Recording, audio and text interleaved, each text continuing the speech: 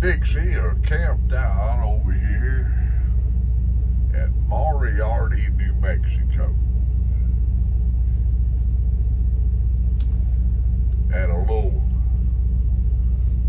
fuel stop, what they call a 1 and 9. It's they're, I think they're owned by Pilot Truck Stops. I'm not sure,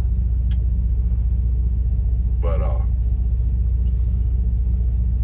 there used to be a CB shop sitting right over here that one of our presenters, I think he moved.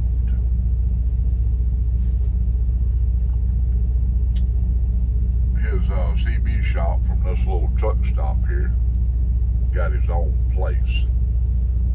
I haven't seen him in a long while on the YTPC. Trying to remember the handle he went by. I believe it was something like Wolfman. Him and his wife.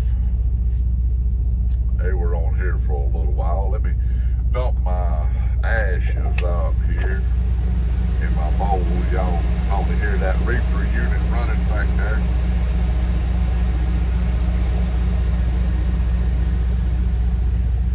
There we go. Turn everything off where y'all can hear me. Let me turn my supper back on. Hold on. I'm cooking some supper in my air fryer. Y'all have to excuse me.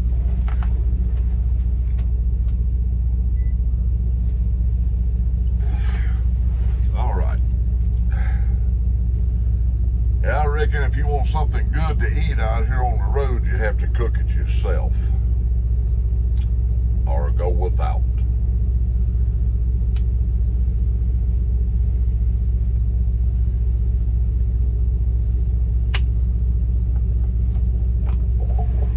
Crack that window a little bit.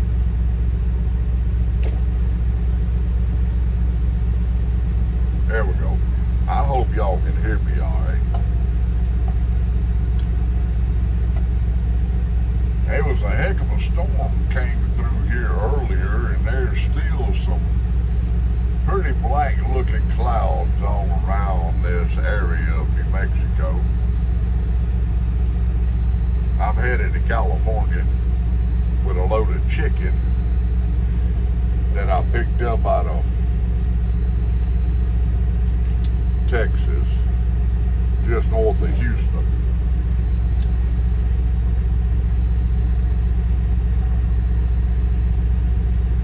I'm going to, let me see if I can say this right. Roll that window up. Modesto, California.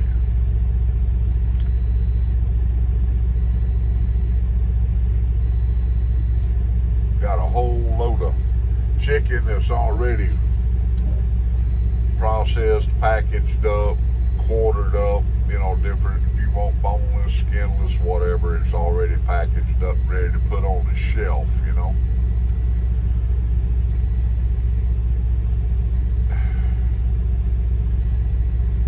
Somebody's got to do it. Just like those chicken plants that I go to. People, if y'all had to go pick your own chicken up, you'd quit eating it. I'm just telling you. Those are some stinking places. Oh,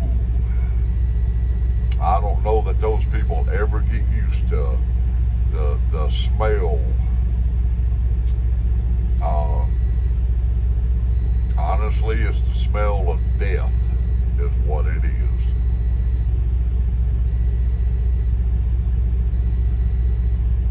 Somebody's got to do it. Somebody's got to haul it. Somebody's going to eat it.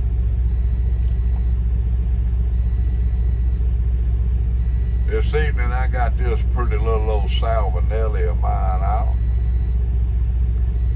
And I got me some God knows what over here in this old Captain Black can of mine. This one I had on my dump truck.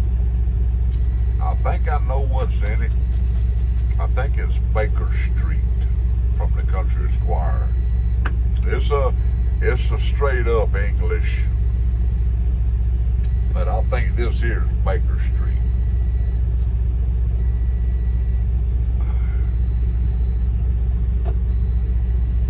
That inverter's chirping and a carrying on back there. Hold on a second. Watch out, little one.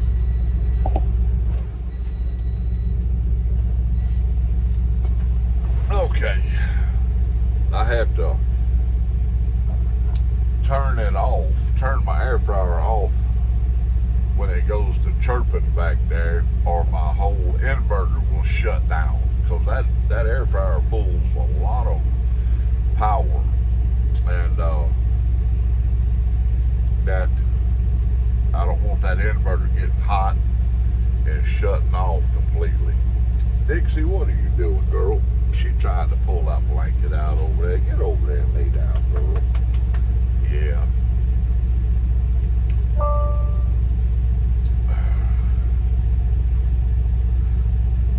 Boy, there's all kind of bells and whistles on these trucks.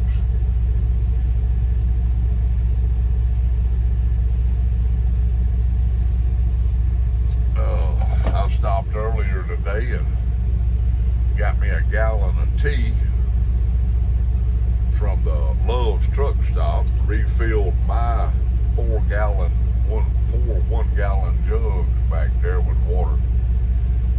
And you figure, every time I go in a truck, I can't say every time, but a lot of times when I go in a truck stop, I'll take an empty gallon jug with me, fill it up with water. Okay? Well, that's almost $4.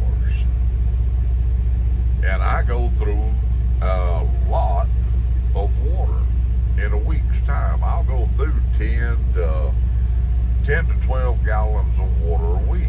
Well, you figure that up over a month. That's a good lot of tobacco I could have bought, right?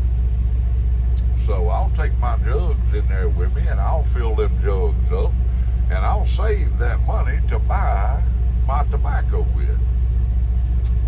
Yes, I will.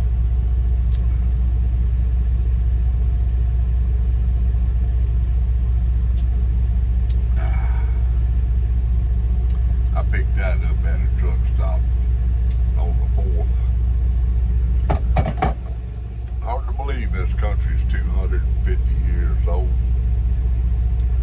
I remember when it turned 200 years old. I was a kid,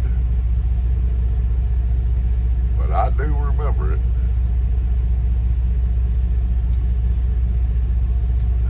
Time flies by. Red hair turns to white and gray and falls out. Our waistlines get a little bigger.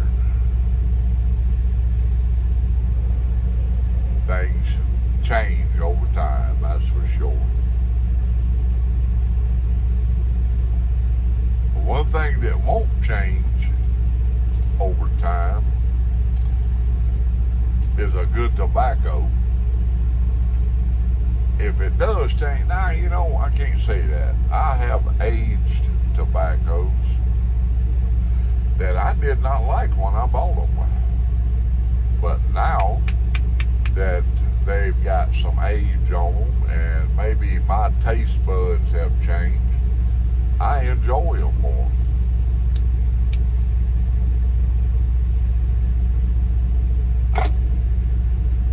And that's kind of one thing I want to talk about. I hear everybody talking about cellaring tobaccos, right? I'm all for cellaring tobacco, but what do you do with your loose tobacco, you know, your bulk tobacco, when it gets a little dry, and what to do to keep from getting it dry? Now, when I get home, Mama has bought me these big old nice glass jars. Reminds me of a old candy jar in a very old drugstore. store or something, or, you know. So I'm gonna start putting my tobacco in them big glass jars. Well, they don't have, they do have a rubber seal, but it ain't the greatest in the world. Over time, my tobacco will dry out some. So what I'm gonna do is I'm gonna go up to the country square, and I'm going to get me some of those humidor packs, packs, or whatever they call them. What you put in a humidor or something for your cigars. Well, if they'll work for a cigar, then they will work for a glass jar full of tobacco, full of pipe tobacco. And that's how I will keep my tobacco moist and ready for use. That, or either order me some of those little round stones that you dampen, that you in a humidor, and I will dampen them and lay that in the top of my glass jars to keep moisture in them. There's more than one way, is what I'm getting at, of keeping your tobacco ready for use. I just wanted a nicer container to put my tobacco in. Something that looks nicer instead of a big old mason jar, sitting there. I have nothing against the mason jars. I have stored quite a few pounds of tobacco in a mason jar, but I'm changing it up. So I've got to take a little more particular care about making sure my tobacco stays moist, so I don't have to worry about rehumidifying, and I have done that.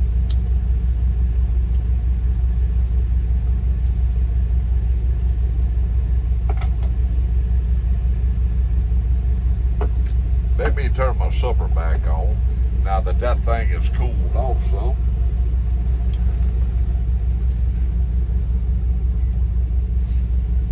All right, now I would show y'all the back of my truck, but right now it's a mess. Let me get my bed tidied up and get things situated back there, and I'll take y'all on the grand tour of the whole 4 foot from where I'm sitting to my bed. It ain't but about 4 foot back there. But yeah, keeping your tobacco moist, there's several ways to do it. You can take a little, Mama has these little glass dishes that she bought at like the Dollar Tree, and I have taken them. They're perfect, little about so deep, like little dipping bowls. Take and put a little water in them and set that down inside of the container. Nestle it in so it don't sit there and spill over.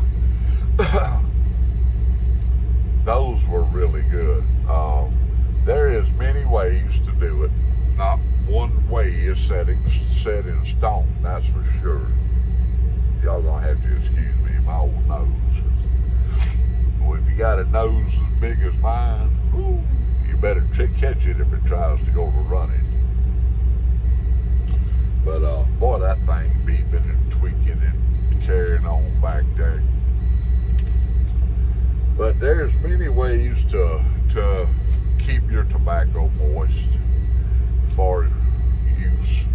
And when it does get dried out, it ain't a big problem to rehumidify tobacco. I have done that several times.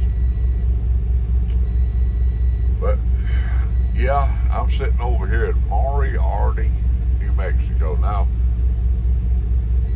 if your name sounds familiar, Moriarty was Sherlock Holmes enemy.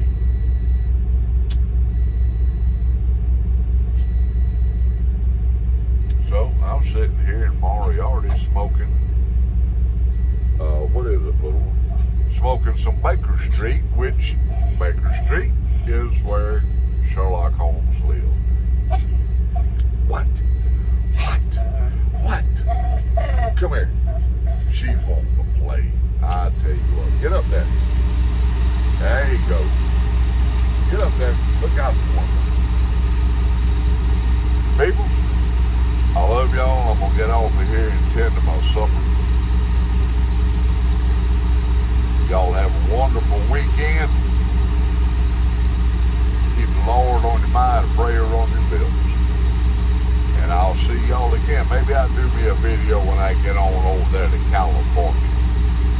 Maybe I can see one of our fellow presenters while I'm over there in Israel, or maybe Central Cal Piper David, or maybe both. Never know. Love y'all.